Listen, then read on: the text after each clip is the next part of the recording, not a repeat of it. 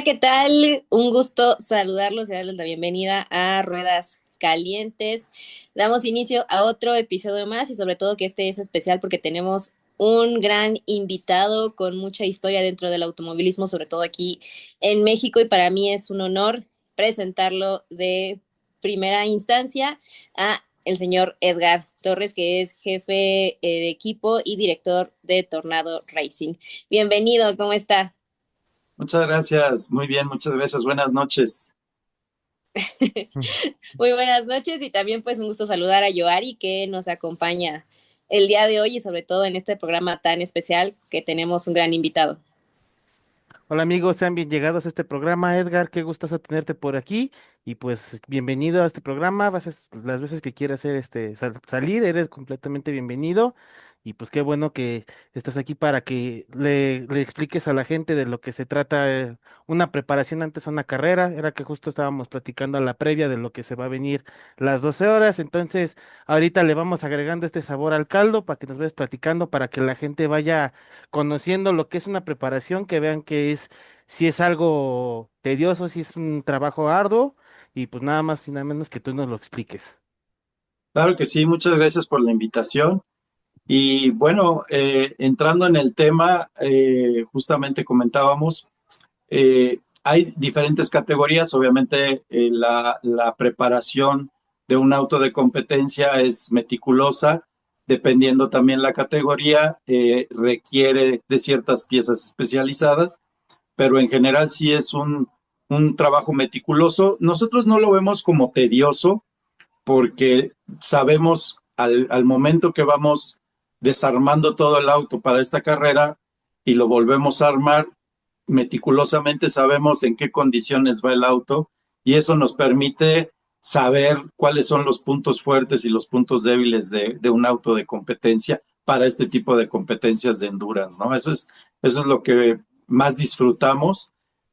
A veces se nos hace pesado, sí, tenemos que trabajar 1, 2 de la mañana, pero el tiempo pasa volando, pasa volando y ya cuando nos damos cuenta ya nos están jalando las orejas de váyanse a dormir por lo menos 1 hora, 2 horas para Sí, que sigan con el trabajo, ¿no? claro. Justamente, si quieres, Edgar, para ir iniciando, platícanos de qué carros son los que preparas, en qué categorías participan y cuáles son los siguientes eventos por venir y qué es lo que puede diferenciar de un evento al otro en tu categoría. Claro que sí. Mira, yo tengo 35 años en el medio. He estado en equipos como el Z Motors de Puebla, como el Ambi Motorsports en San Luis Potosí, el Dodge Motorsports aquí en la Ciudad de México.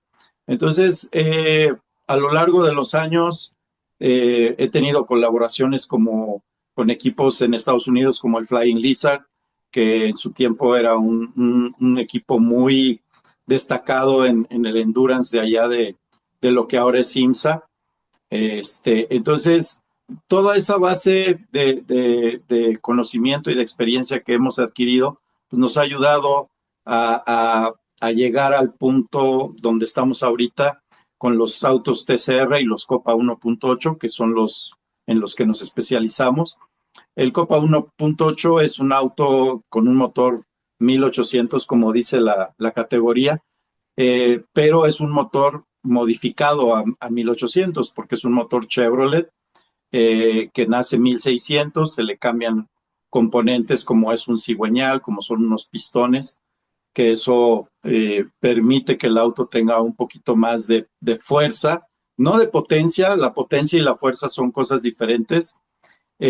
Para no entrar en mucho detalle, hacemos esta modificación para que el auto tenga más fuerza y la potencia sea similar a lo que tiene un motor 1800 y no un 1600. Hablando en términos de caballos de fuerza, pues un motor 1600 o 1.6 tiene alrededor de 80 a 90 caballos máximo y un motor 1.8 tiene alrededor de 125 a 120 caballos.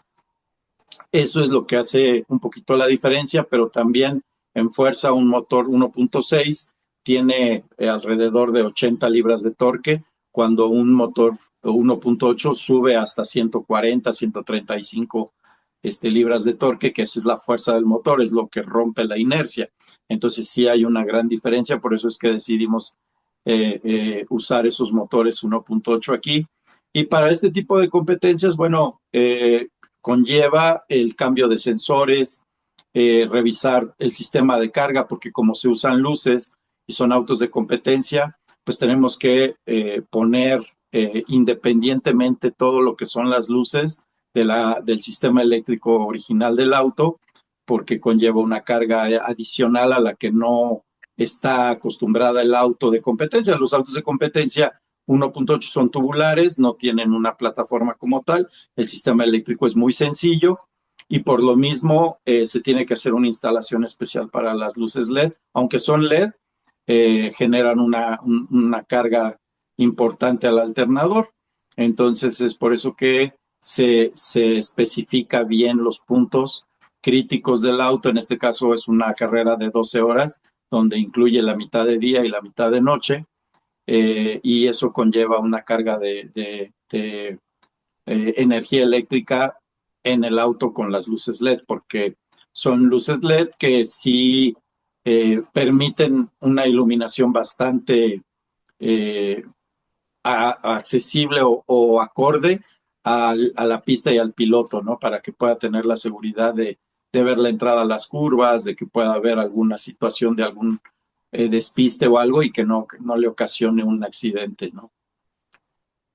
Y comparado con los TCR, bueno, los TCR son motores 2 litros turbocargados y llevan otro tipo de preparación. Acá el tipo de preparación, bueno, pues se checa principalmente la carga del turbocargador porque es el que más desgaste lleva.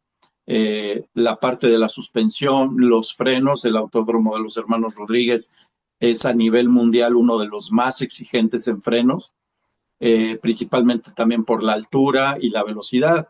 Es muy denso el aire, entonces cuesta mucho trabajo por la falta de oxígeno que el aire circule en el auto y eso dificulta el enfriamiento, ¿no? Al tener una baja velocidad o bajo flujo de aire, pues le cuesta trabajo al motor y le cuesta trabajo a los frenos enfriarse. Y eso conlleva que pues tengamos que acudir a sistemas alternos para enfriar los frenos y a usar compuestos pues más resistentes a la temperatura. Para que se den una idea, un auto normal de calle en una bajada prolongada, la temperatura máxima a la que puede llegar calentando sus frenos son 450 grados centígrados en el disco. Los autos de competencia aquí, un Copa 1.8 que pesa 700 kilos, que realmente es la mitad de lo que pesa un auto de calle. Al final de la recta, en la frenada llegan hasta 700, 750 grados centígrados. Entonces esa diferencia pues requiere una preparación en cuanto a materiales, compuestos de balata, porque una balata de calle está diseñada pues para recorridos cortos o uso moderado de temperatura, como te comentaba, y acá no, acá son compuestos diseñados para trabajar todo el tiempo a temperaturas extremas sin perder el rendimiento de los frenos.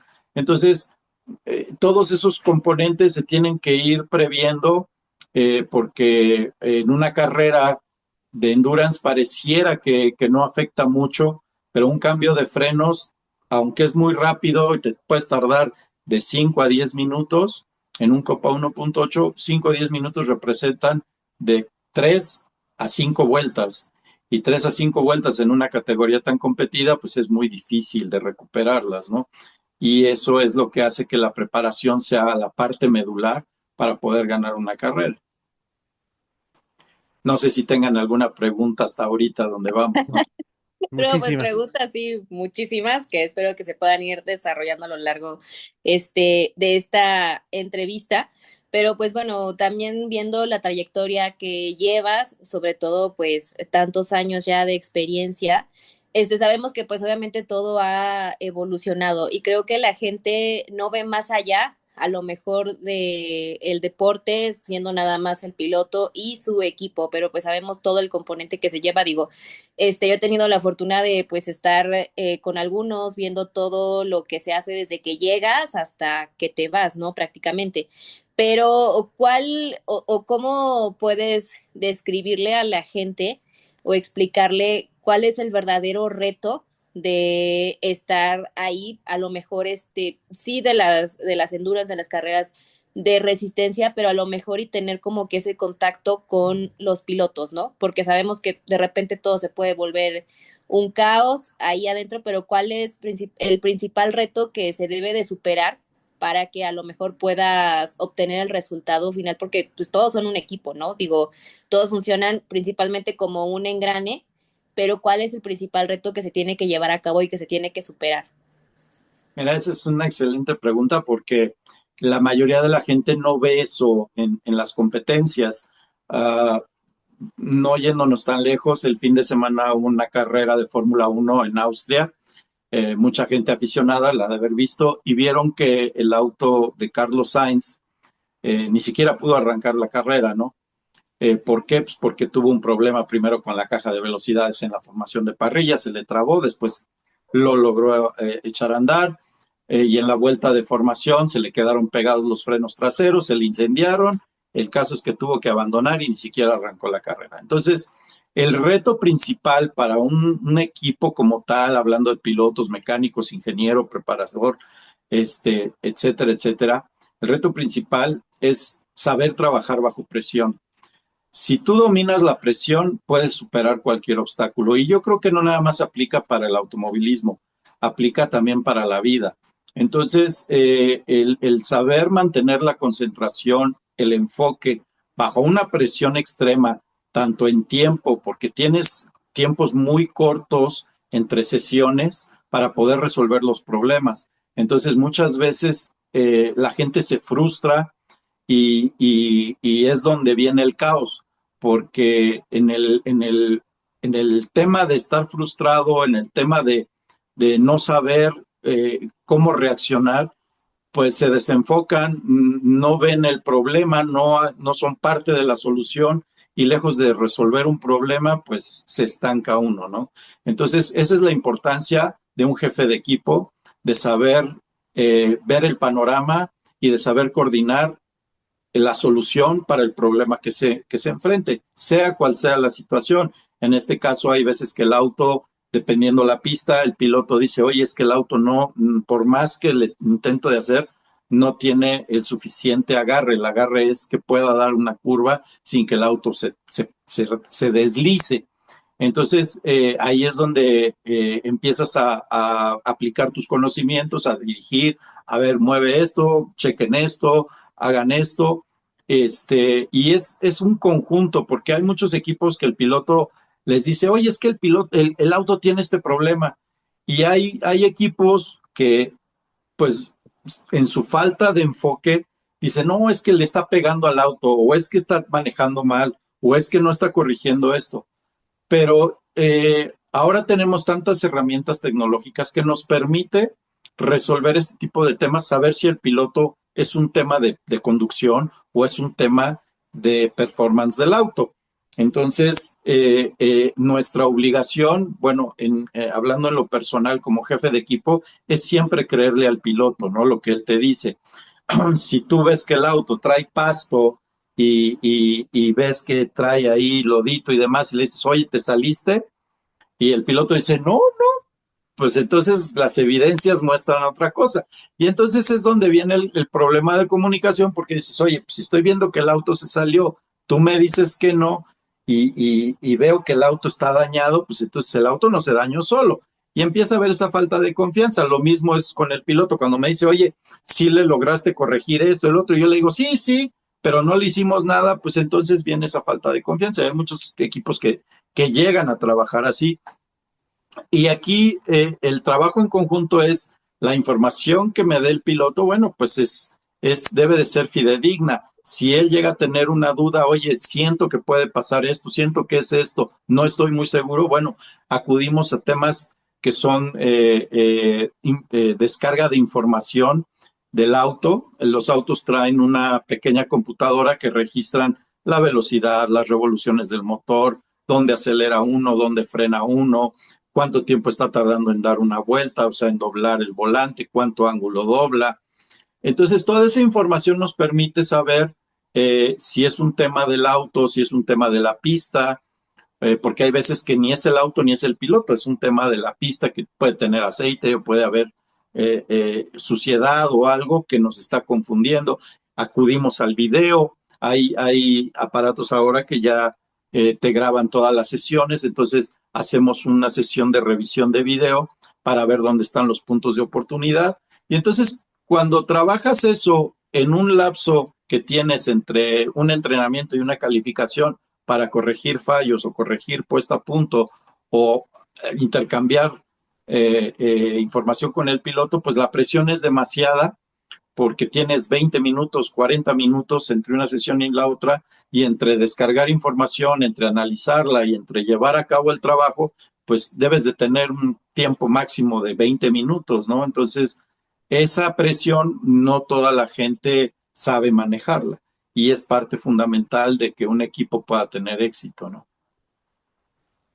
Claro, bueno, entonces, pero aquí respondiendo a tu pregunta, yo la siguiente, mi siguiente cuestión es importante que sí también el piloto tenga al menos ciertos conocimientos básicos, hablando de un piloto novato, porque sí hay pilotos experimentados que saben mucho, pero yo he visto mucho en el caso de pilotos novatos que no tienen mucha noción de cómo dar, el transmitir, por decirlo así, el feeling del carro. ¿Tú qué haces o cuál es ¿Cómo buscas esa solución para que puedas entender su mensaje o de que tú le trates de explicar el mensaje al piloto? Porque yo he visto que eso ha sido un tema un poco, bueno, no decirlo debatible, pero que sí es un poco de alerta que debería de ponerse en aclaración, porque sí he visto que son muchos pilotos novatos, que no está mal, pero creo que sí deberían de tener o aprender un poquito más el feeling. Sí, mira, el tema ahí es nosotros, el espíritu del equipo en la categoría Copa 1.8 siempre ha sido tener pilotos jóvenes que vienen del kartismo, son pilotos novatos en el automovilismo, entonces hacemos sesiones de práctica en la cual trabajamos curva por curva y les enseñamos, porque ellos vienen de un chasis que no tiene suspensión, que es tracción trasera, que son autos muy rápidos, que les enseña a trazar, pero no les enseña mucho a sentir un auto con suspensión. Entonces trabajamos mucho en ese tema y cuando los pilotos son muy novatos y no saben comunicar la información, yo tuve la fortuna de, por así decirlo, de correr 10 años de mi vida en un campeonato que se llamaba Copa Turismo México, que eran autos turismo muy similares a los que hoy se corren. Y eso como piloto me permite saber qué es el tema con el auto. Entonces, cuando un piloto en una sesión de práctica me dice, es que no sé, el auto hace esto, pero no sé qué es, bueno, tomo yo el volante, le doy 2, 3 vueltas, me doy cuenta cuál es el problema y entonces voy, le explico al piloto y le digo, mira, lo que tiene el auto es esta situación, fue ocasionada por esto, esto y esto, para que tú sepas que cuando el auto tiene estos síntomas, sepas diferenciar y llegues a los pits y me digas, oye, el auto tiene mal esto por esto y esto y esto, revísenlo o corríjanlo. Entonces, esa gran ventaja que me permitió ser piloto y ahora ingeniero, bueno, me permite resolver y coachar a los pilotos jóvenes para poder resolver ese tipo de temas, porque sí es crítica la información y hay pilotos que te dicen, pues es que no jala, pues sí, pero ¿por qué no jala? Pues no sé, pero no jala, o no da vuelta, pero sí, no da vuelta cuando empiezas, cuando sales o a la mitad, o no sé, pero no da vuelta. Entonces, ese coaching es lo que trabajamos mucho nosotros en sesiones de práctica, no tanto en carreras, sino en sesiones de práctica con los pilotos novatos, precisamente para enseñarles a transmitir ese tipo de información. Voy y les ponemos conos, les marcamos la curva que es entrada, el apex y la salida, y vamos modificando el setting del auto para que ellos sientan cómo es que se siente un auto suelto en una entrada, suelto a la mitad o suelto a la salida, o que te empuja a la mitad o a la salida, ese tipo de cosas. Y entonces ellos entiendan lo que es la importancia de una puesta a punto y sepan diferenciar y pedir al ingeniero qué es lo que necesita el auto y qué es lo que pueden hacer ellos para mejorar su manejo combinado con el auto y puedan sacar el mayor provecho del auto. Excelente. Bueno, y haciendo, bueno, un poco relacionado, pues sí, yo conozco mucha gente que nada más dice, yo quiero ser piloto, yo quería correr, pero pues ahorita si alguien así se presentara contigo y te dijera, ¿qué es lo que necesito para poder estar en tu equipo? ¿Cuáles son los requisitos que pues tendrían que cumplir para poder correr, ¿no? Porque creo que no nada más es así como de pues sé manejar, sé hacerlo y quiero correr, ¿no? Creo que pues sí se necesita verdaderamente pues una serie de pasos para poder estar ahí y para poder sobre todo estar contigo y en tu equipo, ¿qué es lo que necesitan? Mira, cuando son pilotos que vienen del kartismo, hay niños que inician desde los 4 años en el kartismo y dan el brinco a los 14 años. Entonces, esos 10 años de experiencia ya en carreras, pues les facilita mucho la transición a un medio del automovilismo que también son competencias, pero bueno, ya es un tipo diferente de trabajo. Cuando es una persona que viene de la calle, que sabe manejar, que le gusta manejar rápido y eso, es más complejo porque entonces tienes que empezar de cero, no tienen experiencia. Y entonces tienes que ahí, antes de llegar a una carrera, a una competencia, antes de meterte a competir, bueno, tienes que saber tus limitantes como piloto, pero también las capacidades que puedes tener con un auto, conocer un auto, saber cuáles son las aptitudes que yo tengo para dominar o controlar ese auto. Y es ahí donde trabajamos mucho en el coaching, que es lo que yo le explicaba ahorita a Jaori, ¿no? O entonces, ese es el punto medular sobre esa pregunta de qué necesito yo para empezar. Bueno, yo lo que les recomendaría es que si les gusta el automovilismo, iniciaran con un simulador. Un simulador es muy bueno, ayuda mucho en muchos aspectos, tanto de coordinación de movimientos, porque muchos están acostumbrados a manejar automático incluso, ¿no? Entonces no saben ni meter una palanca de velocidades. Y eso, el simulador ayuda mucho a conocer las pistas, a conocer un auto de competencia, a qué riesgos hay. Entonces, cuando tú llegas a hacer una prueba en un auto de competencia, en una pista, eh, tienes una cierta noción y es un ambiente controlado, no hay postes, no hay perros, no hay personas, no se te atraviesan autos y tu concentración te permite tener ese aprendizaje, ¿no? Nosotros, cuando llegan así pilotos, bueno, pues empezamos primero con una sesión de pruebas, ya que tienen la capacidad de dominar el auto y que vemos que pueden competir, hay campeonatos regionales donde la competencia de autos no es tan, el nivel no es tan competitivo, sino es un medio sí competido, pero donde la mayoría son amateur o novatos. Y entonces esos campeonatos ayudan a tener cierta formación para llegar a los campeonatos grandes y empezar a correr ya en una manera un poco más profesional, ¿no? Ese es el proceso que nosotros manejamos. Bueno, Edgar, otra pregunta es, ¿cómo tú llevas a cabo tu equipo? ¿Cómo lo organizas? ¿Cada quien ya sabe su rol o tú los vas diciendo? ¿Cómo lo haces para motivarlos, para que, cómo decirlo así? ¿Cómo haces que que el equipo sea exactamente es un trabajo en equipo, vaya la redundancia, y que sobre todo eso haga que ese trabajo se logre en un buen resultado en la carrera? Híjole, ese es un trabajo un poquito complejo y difícil porque no siempre salen las cosas bien. Entonces, cuando salen las cosas bien, pues todo es amor y felicidad, ¿no? Festejos, todo lo mejor, ¿no? Y como comentaba anteriormente, el trabajar bajo presión a veces es complejo y es como en el equipo al principio pues nos vamos acoplando. Es difícil porque no todos saben trabajar en equipo.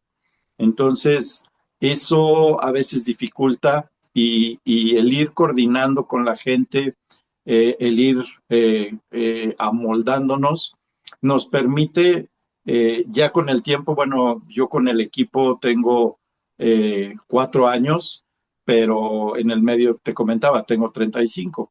Entonces, el empezar a formar el equipo fue un poquito complejo porque no todos los mecánicos están acostumbrados a trabajar como trabajamos en las carreras, es decir, una bajo presión con horarios extremos. Entonces, no todos aguantan.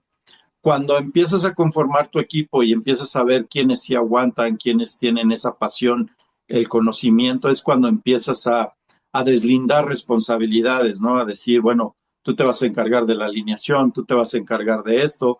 Cuando hay un fallo mayor, por ejemplo, la carrera pasada tuvimos que cambiar un clutch entre carrera y carrera, entonces hay que bajar la caja de velocidades. Ahí sí, hasta yo tengo que meter las manos para sacar el auto a tiempo.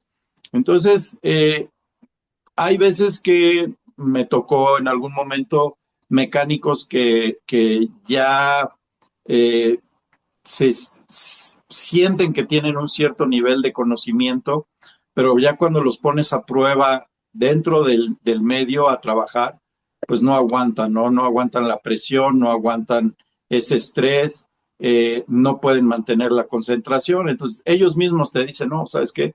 Esto sí no es lo mío, me gusta todo, pero de lejitos no, la verdad no sirvo para esto. Hay veces que tú les tienes que decir, ¿sabes qué? Pues discúlpame, no es lo que yo estaba buscando, te agradezco mucho y pues adelante, ¿no? Entonces, ya cuando llegas a conformar tu equipo, sí es como cuando tus extremidades, pues sabes que la mano te ayuda para esto, el pie para esto, los ojos te ayudan para otra cosa, y así es el equipo, ¿no? O sea, cada quien tiene su rol, sabe cada quien. Hay chicos que se encargan nada más de la limpieza, pero para que lleguen a hacer la limpieza, yo les tengo que decir cómo se tiene que limpiar el auto, cómo es que debe de quedar y por qué se limpia un auto. Un auto de carreras, eh, no siempre los equipos, hay muchos equipos que los llevan, que llegan a limpiarlos al autódromo, ¿no? Sí. Entonces, yo algo que he aprendido a lo largo de los años, uno de los pues dueños de equipo más importantes a nivel mundial, que es Roger Penske, siempre le decía a sus muchachos que tenían que llegar los autos impecables, limpios a la pista. ¿Por qué? Porque cuando un auto llega limpio e impecable a la pista, quiere decir que lo trabajaste el suficiente tiempo, que te sobró el tiempo para limpiarlo, que hiciste las cosas con tiempo, con delicadeza, con dedicación, para poderlo tener impecable en un medio importante, ¿no?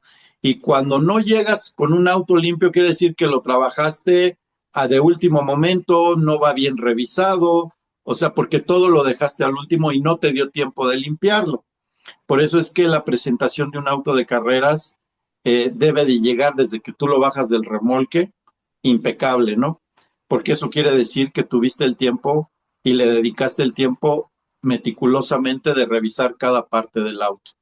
Entonces, desde la limpieza, enseñar al mecánico cómo debe de limpiarse un auto, desde la parte de abajo que no se ve, porque es importante limpiarla, porque cuando la limpian meticulosamente se ven si está agrietado el chasis, si tiene un golpe, si todo ese tipo de cosas. Entonces, ya cuando tú le enseñas por qué debe de estar limpio y qué partes son las más importantes que deben de estar limpias, tú ya te deslindas de eso y entonces ya nada más esperas un reporte, oye, pues el chasis está bien, oye, el chasis encontramos estos golpes, estas grietas, entonces tú ya tienes tu plan de acción.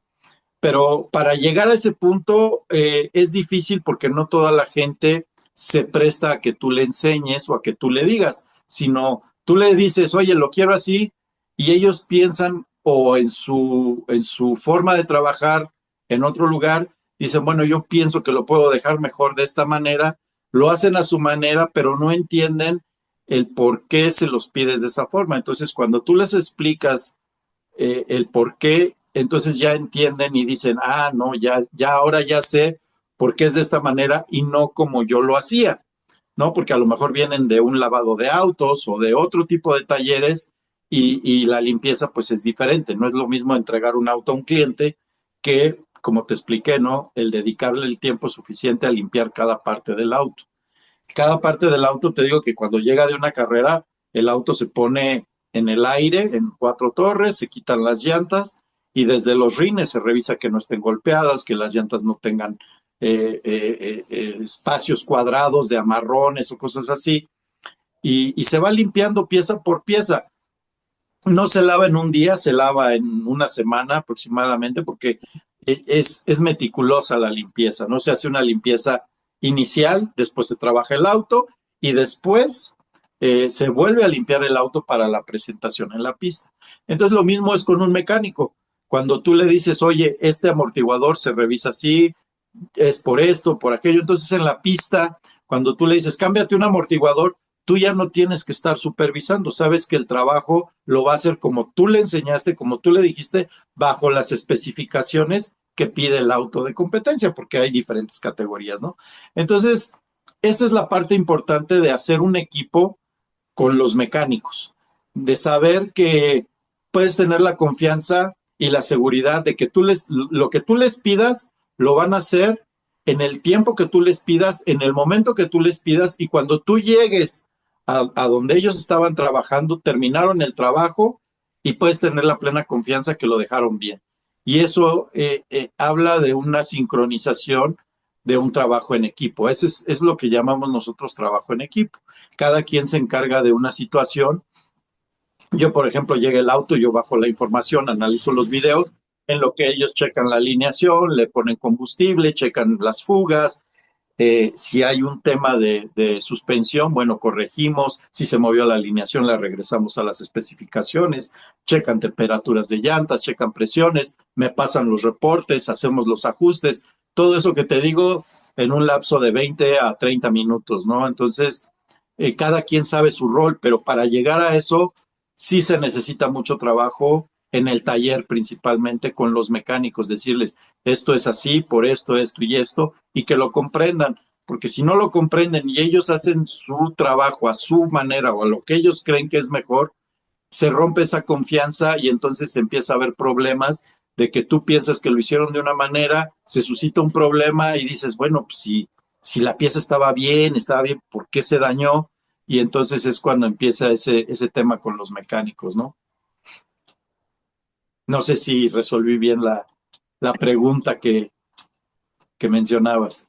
No, bastante bien, porque creo que mucha gente no ve eso, simplemente luego llega a ver de que, ah, son mecánicos, ¿no? O sea, no se imaginan lo que es el estructural, porque a lo mejor luego ven de que, pues, no, van a pensar de que no es lo mismo ver la categoría, por ejemplo, la de resistencia a la de Fórmula Uno que todo eso. Al final del día yo creo que es importante que sí la gente entienda que debe de llevar una organización y que, pues, no es de la noche a la mañana, porque hay mucha gente que igual quiere llegar.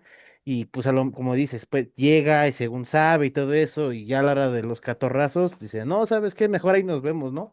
Porque sí llega a ser bastante difícil. Digo, yo un poquito en eso en el medio y pues me ha costado, pero sí aprendo. O sea, lo mismo que dices, pues me ha tocado verlo muchas veces, entonces es algo que creo que el público le falta ver, que entienda de que pues sí se tiene que llevar un trabajo en equipo y cómo se lleva, cómo se logra hacer ese trabajo en equipo, porque es algo que es bastante difícil. Principalmente lo que conlleva es mucha disciplina, o sea, ser disciplinado en el aspecto de puntualidad, limpieza, orden, porque estás trabajando y en el apremio de sacar el auto, pues muchas veces se hace un regadero de herramienta y eso, entonces el regresar la herramienta limpia a su lugar conlleva ahorrar tiempo porque sabes dónde está cada cosa y sabes que si necesitas una herramienta, dónde la vas a encontrar, no tienes que andarla buscando.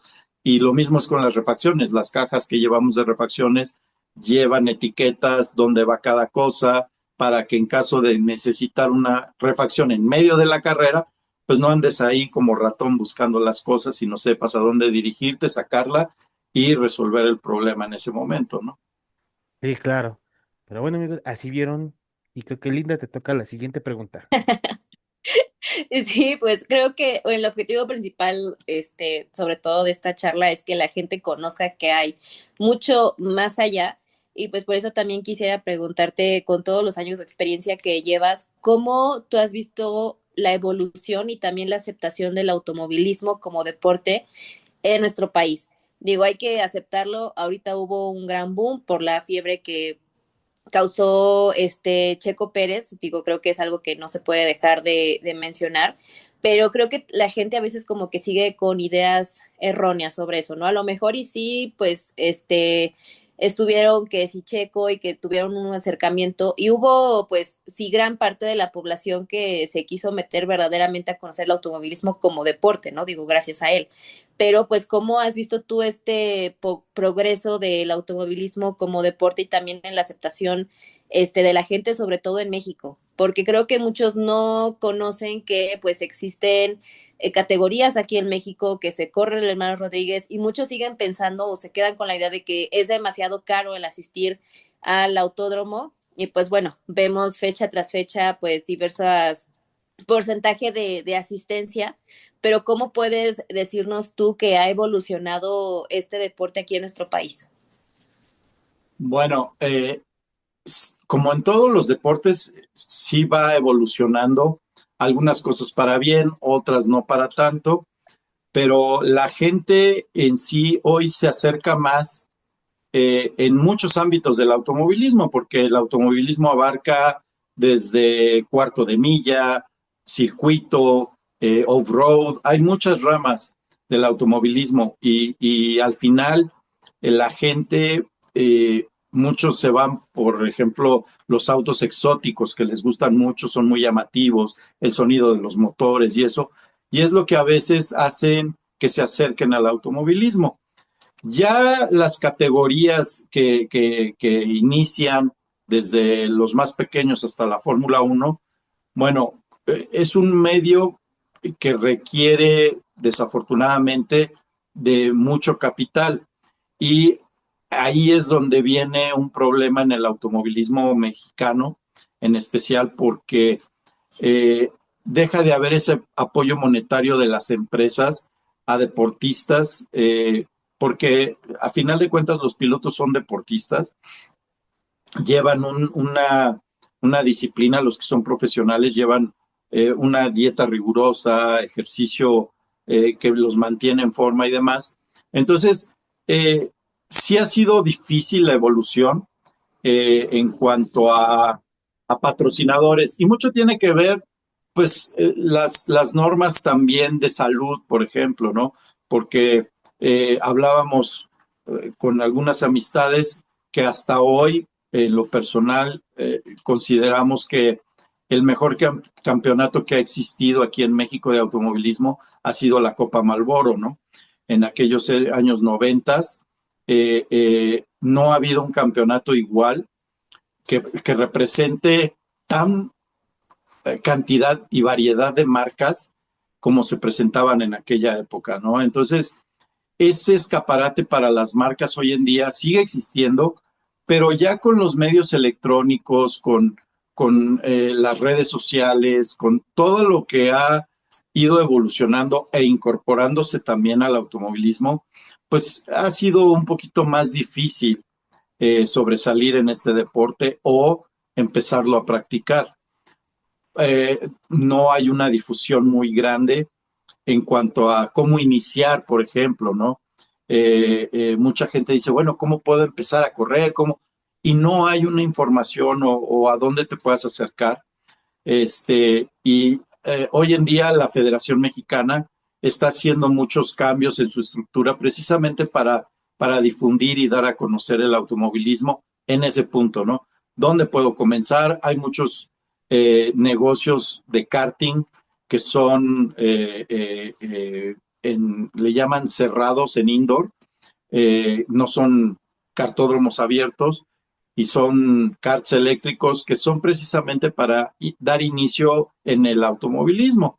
Entonces, conlleva muchos aspectos, pero la evolución lleva muchas cosas, desde la tecnología, que hoy en día pues los motores son más eficientes, la preparación y las herramientas que tenemos pues nos hace la vida más fácil también en cuanto a poder trabajar en el medio, pero siento que el punto más crítico de evolución y donde hemos frenado es eso, en esa eh, escaparate que se les brinda a las marcas para poder llegar pues, a cierto público, ¿no?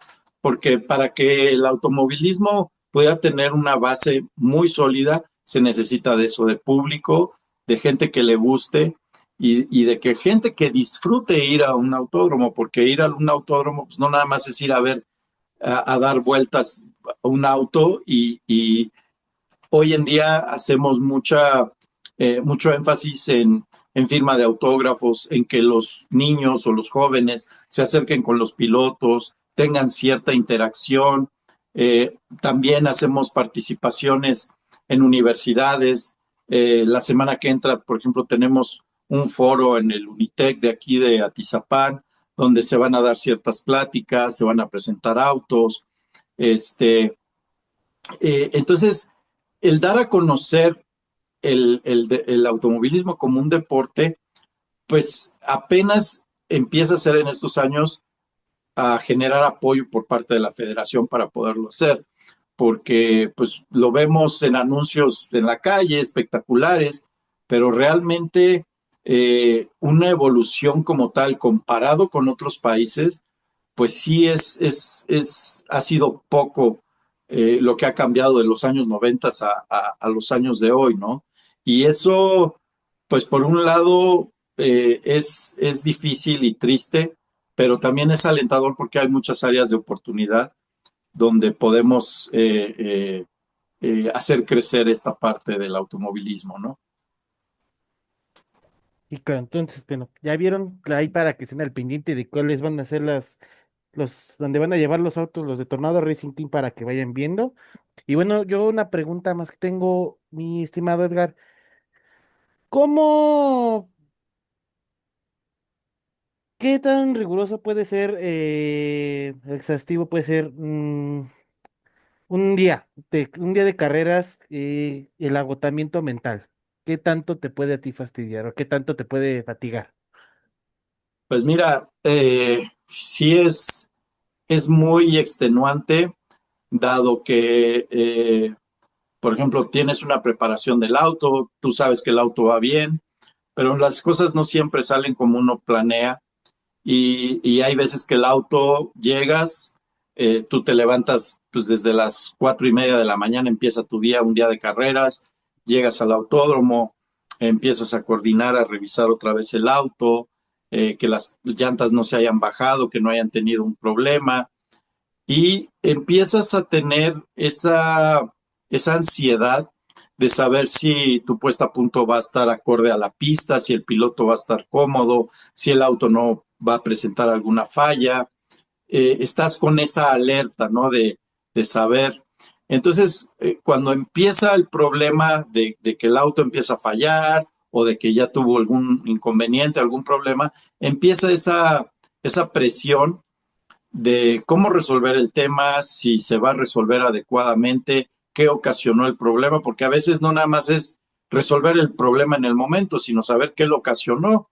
Y a veces es más difícil buscar qué lo ocasionó a resolver el problema, porque puedes resolverlo en el momento, sale el auto y sigue presentando el fallo. Y entonces es donde viene esa situación extrema de presión que sí puede terminar exprimiéndote tu energía totalmente, ¿no? Son cosas que sí desgastan Claro. pues tienes que estar preparado también mentalmente para eso, para lidiar con frustración, que puedas tener la claridad mental para resolver el problema, que no te cierres, que estés pensando todo el tiempo bueno, esto no fue y cómo funcionan los sistemas y entre esos sistemas qué puede fallar. Entonces todo el tiempo estás pensando y sí, en el momento que cae la bandera a cuadros de la última carrera, sientes así como una descarga que dices, bueno, ya, por hoy terminamos, ok, sacamos adelante el trabajo, ¿no? Entonces, sí, sí llega a ser, y creo que las de sprint es un poquito más relajado comparado con un endurance, porque un endurance Claro. es ansiedad, puede durar la carrera 6 horas, 12 horas, 24 horas, y tienes que estar alerta las 24 horas, o sea, en una carrera de 24 horas, si yo duermo 20 minutos durante la competencia, pues es poco, y siempre lo he dicho, la carrera en sí son 24 horas, pero para nosotros es una carrera de hasta 48 horas, ¿no? Y es muy extenuante. Y sí, terminas como si te hubieran atropellado, ¿no? No te quieres parar el lunes siguiente de la carrera. Dices, Quedas no, no me muevo. fatigado. Extremadamente fatigante, sí. Y más en las endurance, pues tienes que ir calculando el consumo de combustible, eh, monitorear los frenos, monitorear el motor, el consumo de aceite. O sea, todo eso lo tienes que ir monitoreando durante la carrera. Entonces, pues no hay un momento de descanso realmente durante la carrera. Por eso es que sí son carreras muy extremas y por eso las hacen una vez al año, Claro. ¿no? Sí, la verdad, muy emocionantes. He tenido la fortuna de estar y sí, de por sí yo se puede decir como medio siento esa presión. No me quiero imaginar también ustedes la presión que sienten en el estar ahí, sobre todo con la carga. Y pues, como dicen, ¿no? O sea, las 6, 12, 24 horas, que sí se llega, que la verdad ni se sienten. O sea, muchos piensan como de, ay, no manches, 24 horas. Yo la oportunidad que tuve de cubrirla como medio, no sentí, o sea, cayó la noche y yo así como de, ahorita a ver a qué hora me gana el sueño, a ver a qué hora. Sí, creo que terminando se siente el cansancio, ya cuando, o sea, justo cuando baja la bandera de cuadros, te acuerdas que tienes que dormir, que tienes que comer, que tienes que ir al baño, o sea, que tienes que cumplir como que todas las necesidades básicas. Entonces no me imagino ustedes cómo deben de sentir esa verdadera presión. Pero bueno, Edgar, ya para finalizar, vamos a hacer un par de preguntas. Vamos a inaugurar como que esta sección contigo, que sería preguntas de sprint, para que las contestes lo más rápido posible. Este, y van a ser con una sola palabra o dos en las que tienen que ser tus respuestas y sobre todo pues para que la gente te conozca mucho más. De primera instancia creo que la pregunta obligada pues sí tiene que ser tu piloto favorito. Ayrton Senna, Aplausos. Circuito favorito. eh, Barcelona, Ok, hablando de México, el autódromo más pesado que tenga nuestro país. el más difícil, yo creo que es Tulancingo. El Bosques del Ángel. Es correcto, es el más difícil. Aunque no lo crean, es muy pequeño, pero es muy, muy difícil. El que domina ese autódromo maneja donde sea, ¿eh? Dios. Sí, Pues sí, coincido con ese. Y el más agradable de México. la Ciudad de México, sí, sin duda. Ok, y por último, una palabra o dos en la que puedas definir el automovilismo como deporte. Wow, esa sí estuvo muy complicada. Yo creo, eh, pues mi palabra sería pasión, 100%. Es lo que define el automovilismo para mí, la pasión, ¿no? La pasión implica, este, todo, emoción, sentimientos, eh, eh, no sé, es esas ganas de cumplir con los retos, que yo creo que esa es la palabra, pasión.